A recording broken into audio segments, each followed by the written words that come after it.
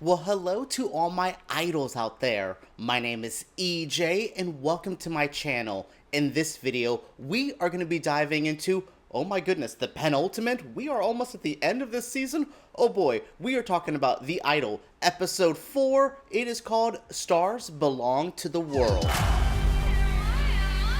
To start off the video, if you are a regular viewer, sorry for the delay in releasing this. I had a lot to do last night, a lot to do today, a lot to do in general, but I am here to discuss The Idol with you all. And maybe I'm just being brainwashed by Tedros myself, but I continue to like this show. I continue to enjoy a lot of things. But this episode really felt the horror inspiration that I thought was going to be sprinkled in throughout. I mean, there was moments where Tedros was creepily in the shadows. There was the torture scene of Xander. This was the episode I really was like, okay, yikes. And not to say that the other episodes did not make me uncomfortable, that they weren't offensive or shocking, but something about this one, the whole tone changed. We also saw Jocelyn kind of realize her position in her situation, and maybe she needs to start making power moves herself, which she does at the end of this episode. On the note of the sexuality of the show, I continue to enjoy that Jocelyn's agency is her sexuality. She is very powerful within herself. I love this moment where she's so pissed at Tedros that she calls an ex to hook up with him, and the lovemaking was so much more intimate, and I think this is a moment of Jocelyn realizing, yeah, what I'm doing with him is not what I need, and this is pleasure, and maybe she was just doing it to piss him off, and that's definitely a reason, but I think there's going to be an awakening here of showing her that romance and what actual good sex could be, because that sex scene was hotter than most of them were. I'm so tired of seeing Lily-Rose Depp naked. Like, girl, oh my goodness. I like you, you're pretty, but I've seen a lot of your tetas a lot this season, and yeah, anyways, but yeah, okay, this episode was really good. We had Destiny move into the house, which Destiny remains. Destiny, Hiram, and Leia are, like, characters I love, and they're usually ones Tedros hates, though he seems this weird, still always trying to impress Destiny vibe. I think that's really cute of him, that he's so pathetic.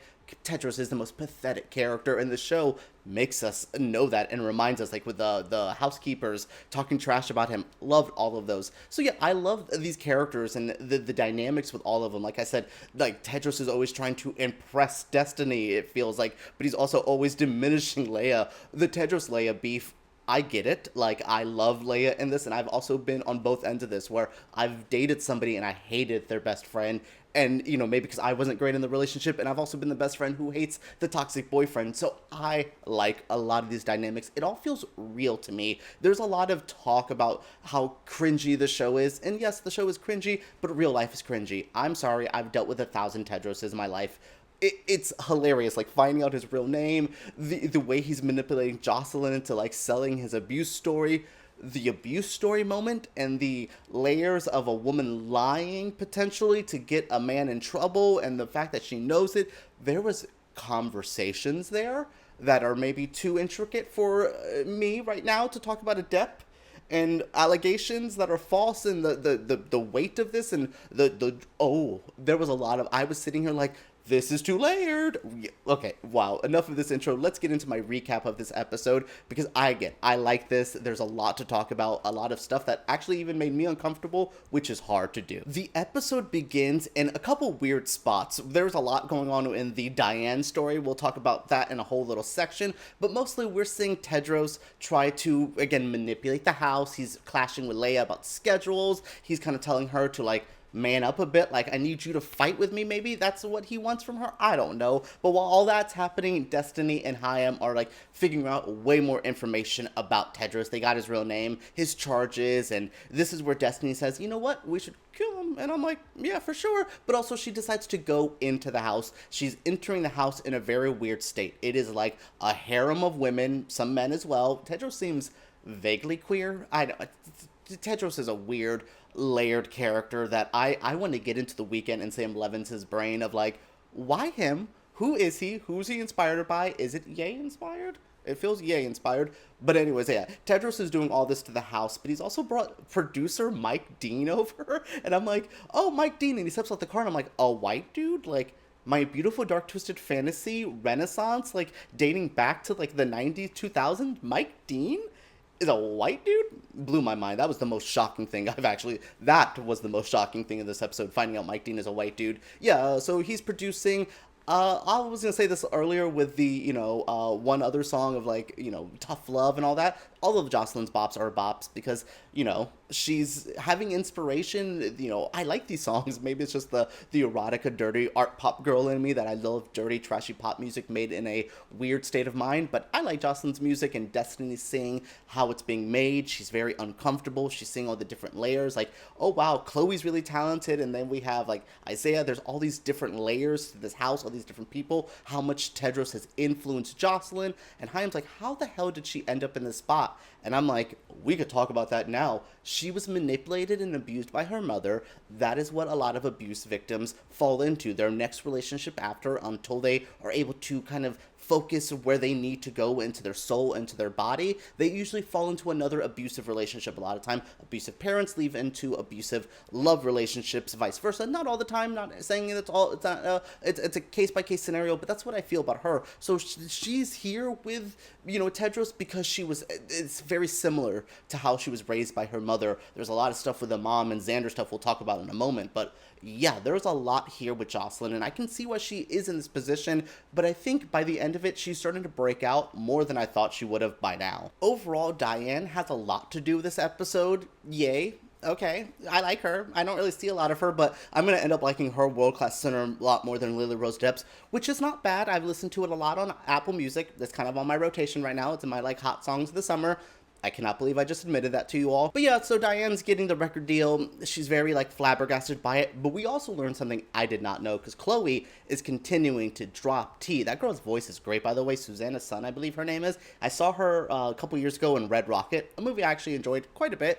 But yeah, she's great. And she lets us know that Diane was nervous to introduce Jocelyn to Tedros because Diane was into Tedros. And that's where Jocelyn, we'll talk about a lot of stuff, in a moment, where it starts putting the pieces of what the hell is going on. She's trying to figure it, and I'm like, girl, I'm trying to figure it for you. I'm breathing, sighing, let's figure this out. And Diane's like, oh, I got world-class sinner, and Jocelyn's like, yay. She's so numb. I know she's rolling on ecstasy, and she's kind of seeing how Tedros has been for this last couple of days, so she's so numb, and she's like, yeah, it's fine. But I feel like the bad bitch in her is already what's the plan? What do we get? What's going on? I hope so. I really hope that she's not as dumb by the end of this, or as not dumb, as passive as she seems by the end of this season, because again, there's a lot in here that I like. So yeah, all the Diane stuff, sneaky label stuff, the house is going, there's a big party, and this is where Jocelyn kind of goes into a villain arc and then starts going into sympathy arc, because what the hell is going on with my girl in this episode? Between Jocelyn making a fake social media video talking about, you'll see the real me soon, loved it, genius. I loved mocking that. It's just me and you here by ourselves while her whole management team's around her. It's so layered. Between that and how she treats a lot of the people around her, I cannot believe how I feel about Jocelyn, but she felt like the villain of this episode, specifically in the Xander torture moments. This is where the episode really took a crazy thing. So Xander's been here, he finds out that, Tedros finds out he can sing, says, why have you been hiding this from me? I want you to join my cult of vaguely talented people who are more talented than me. That's definitely what Tedros is doing, surrounding himself with more talented people, because he probably lacks any real talent. But yes, he finds out Xander can sing, but he also finds out Xander has been lying about stuff. We see him do the shot caller stuff that he was doing to Isaiah. Is that guy's name? I don't know. I caught it vaguely in this episode. I was like, beautiful man. Someone told me last time he makes music, and I'm like, I'll check it out. He's beautiful. I would like to see more of him. But yeah, they basically, the torture stuff he was doing to him, they do it to Xander. Xander's basically broken down of saying, hey, your mom made me sign to a contract. She outed me. Jocelyn still does not want to admit this. Maybe she doesn't know this. Maybe Xander was lying. This scene was very complex and complicated. I definitely think Xander was telling the truth, and Jocelyn just didn't want to admit it, so she kept making Tedros shock him. It's an uncomfortable scene, but we also see that this leads to Xander being broken down.